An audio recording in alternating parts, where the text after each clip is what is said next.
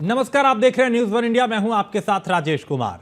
मेरठ में सौरभ राजपूत की हत्या ने हर किसी को भौचक्का कर रखा है। सौरभ हत्याकांड में नए नए खुलासे भी हो रहे हैं। लव ट्रायंगल से शुरू हुई यह जांच अंधविश्वास से होते हुए अब एक्स्ट्रा मैरिटल अफेयर और हिमाचल के कई शहरों तक पहुंच चुकी है।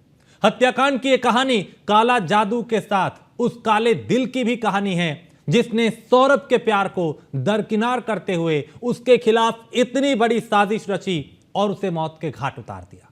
इस हत्याकांड को लेकर अब भी ऐसे कई अनसुलझे सवाल हैं जिनके जवाब पुलिस तलाश रही है। रिपोर्ट देखिए।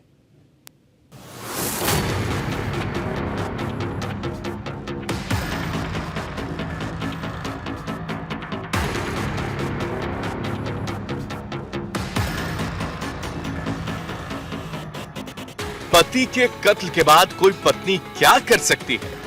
पछतावा कर सकती है, खुद पर रो सकती है, लेकिन सौरभ हत्याकांड में ऐसा कुछ नहीं हुआ। पत्नी मुस्कान ने ऐसा कुछ नहीं किया, बल्कि वो तो खुश थी, इतनी खुश मानो उसकी कोई साधना पूरी हो गई।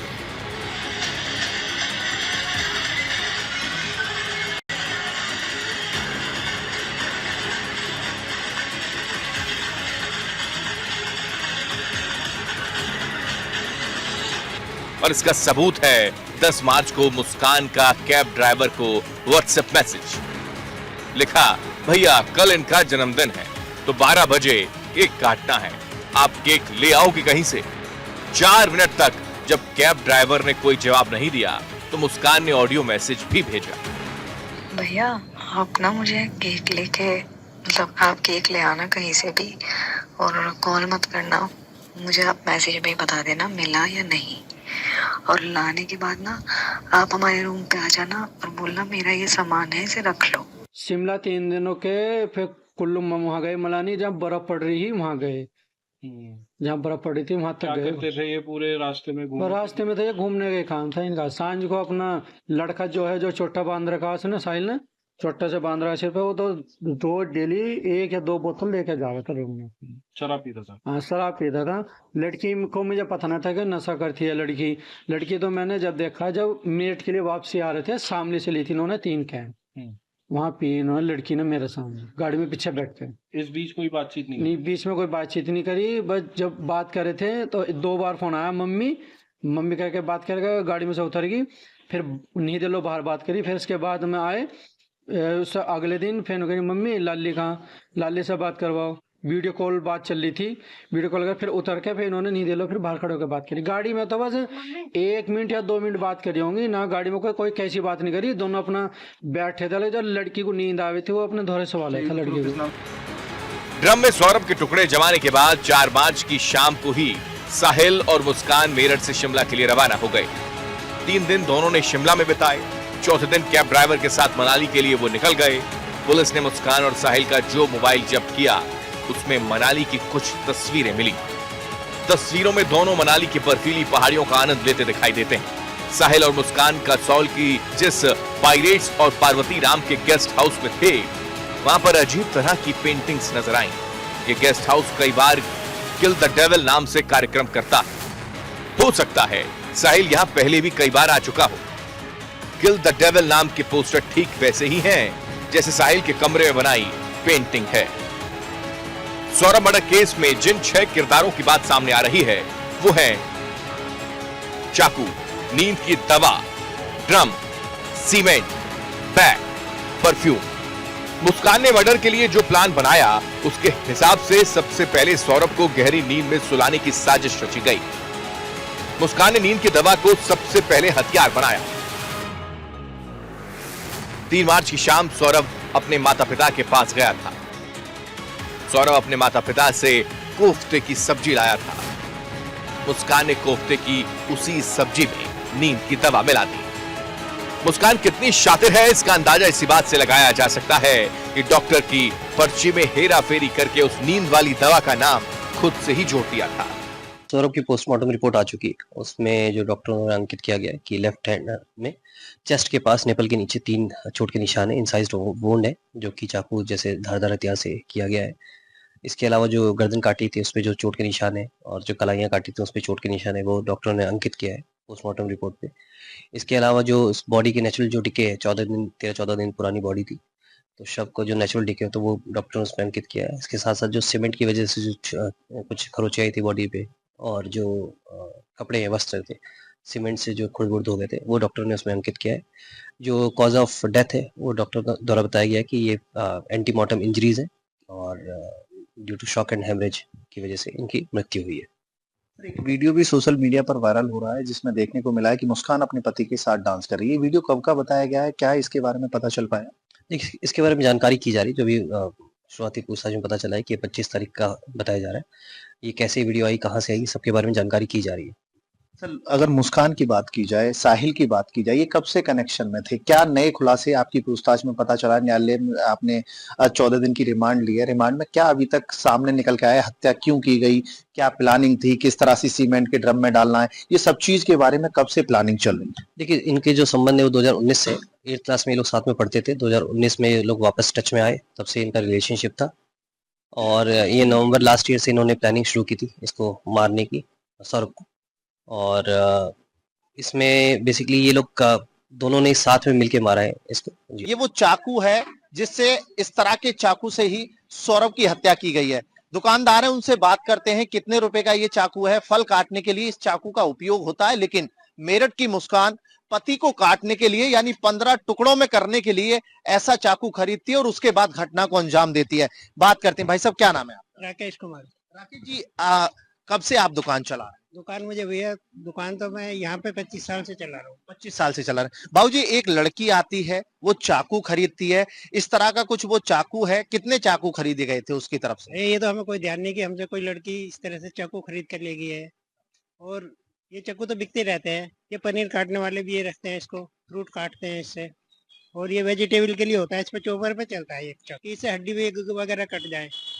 मर्डर तो एक दफे को आदमी कर सकता है, ऐसे हड्डी वगैरह कोई नहीं काट सकता है। हड्डी नहीं काटी जा सकती है, तो ये भी पुलिस के लिए एक बड़ा सवाल है कि इस चाकू से सौरभ को मारा जा सकता है, लेकिन उसका गला जिस तरह से धड़ से अलग किया गया है, हाथ काटे गए हैं, वो इससे मुश्किल है। ये तो भाई फली वगैरह काटने के काम आता है ज्यादातर, या बड़ा तरबूज वगैरह काट लो। ड्राम की बात की जाए, आप ड्राम का कारोबार करते हैं। एक मुस्कान नाम की लड़की ने आपसे ड्राम खरीदा, कब खरीदा था, क्या कह करके खरीदा था? उसने अपने पति को काट करके उसमें पैक कर दिया?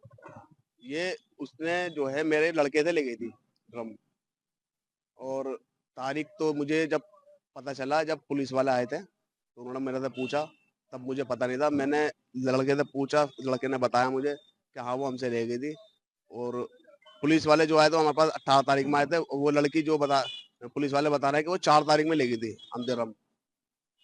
तो आपसे ड्राम खरीदे जाते हैं या बाल्टी खरीदी जाती है, तो आप पूछते हैं किस कारण की वजह से? अगर कोई महिला लेकर जा रही है, आपने उससे पूछा था, आपके लड़के ने पूछा था? जी, लड़का बता रहा है कि वो अनाज के लिए बता के लेकर गई थी।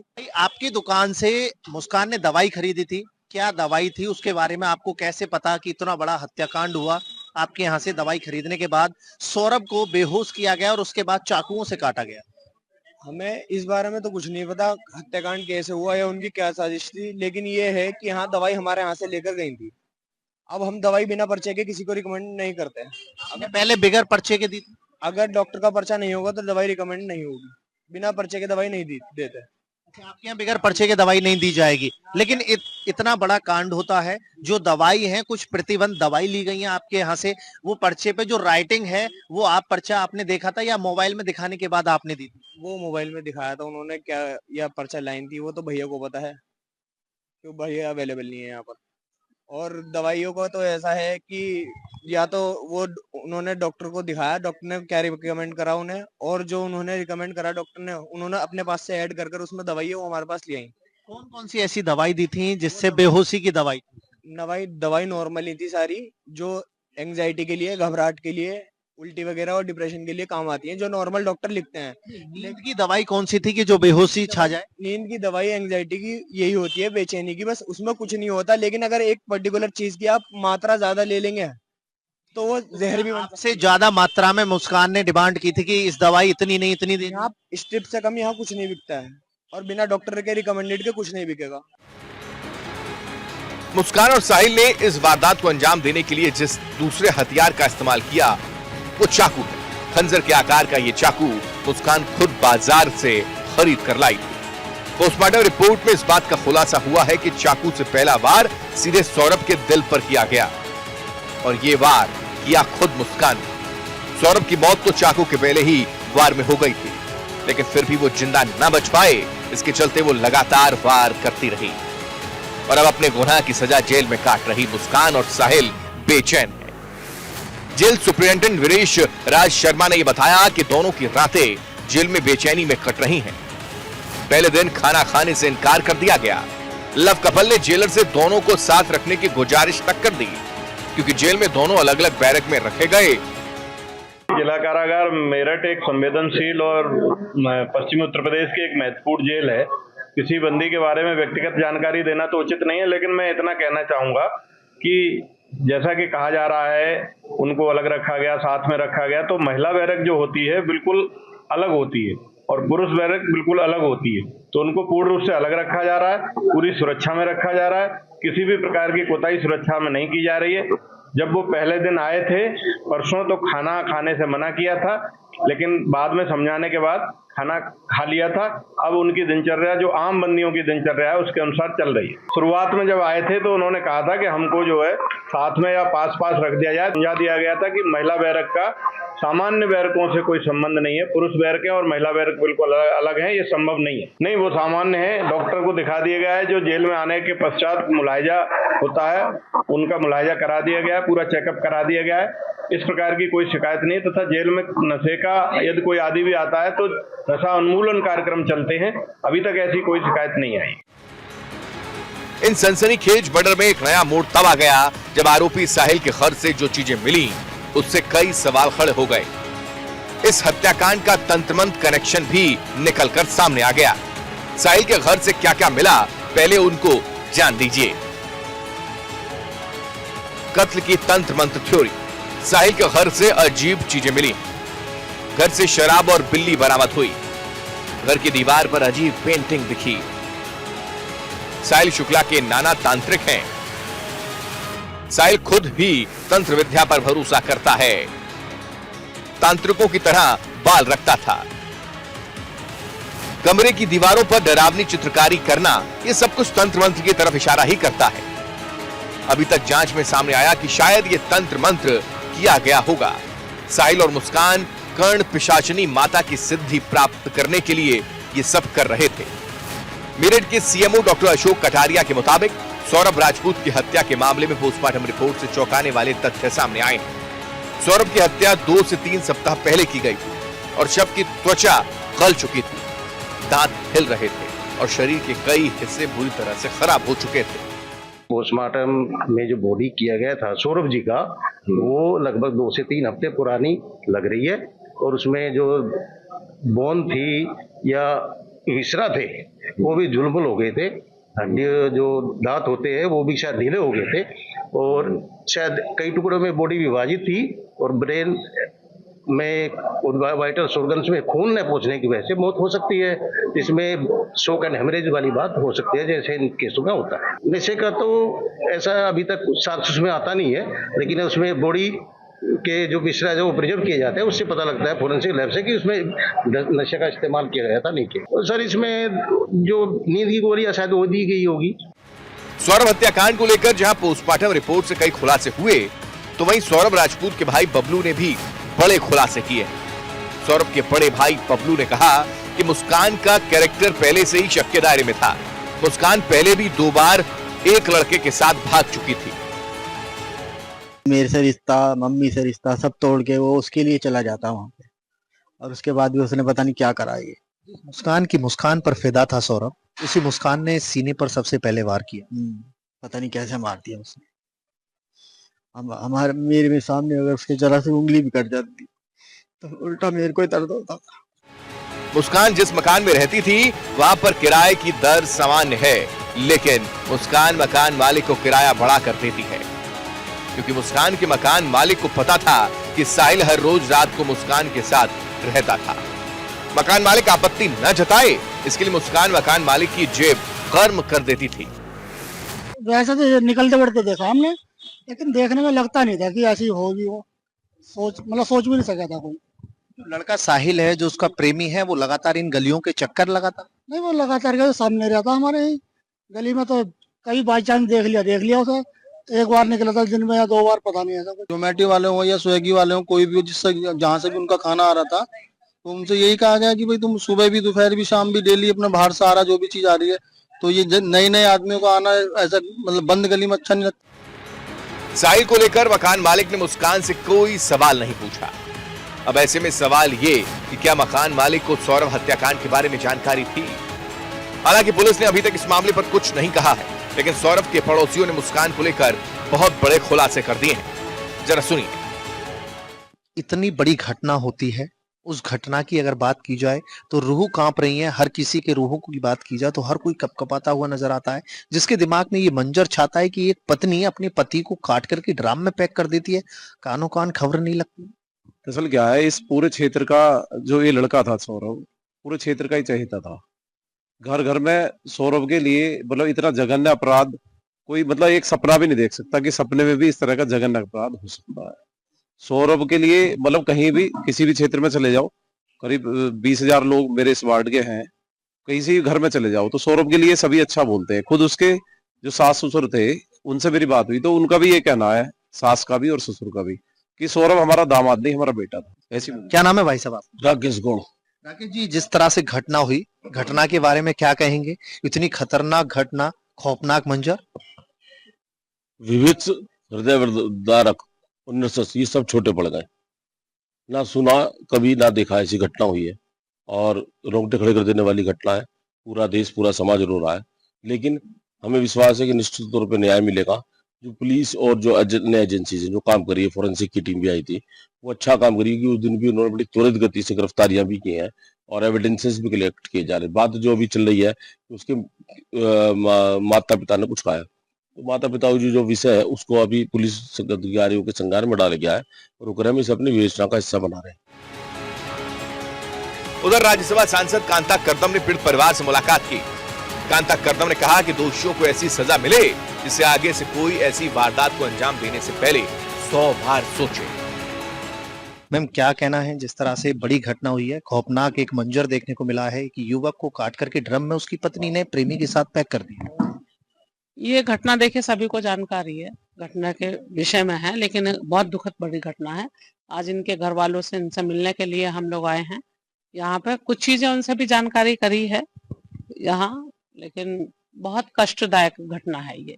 इस तरह की घटना ना हो, ऐसा सजा मिलनी चाहिए उसको जिन लोगों ने भी इसको अंजाम दिया है।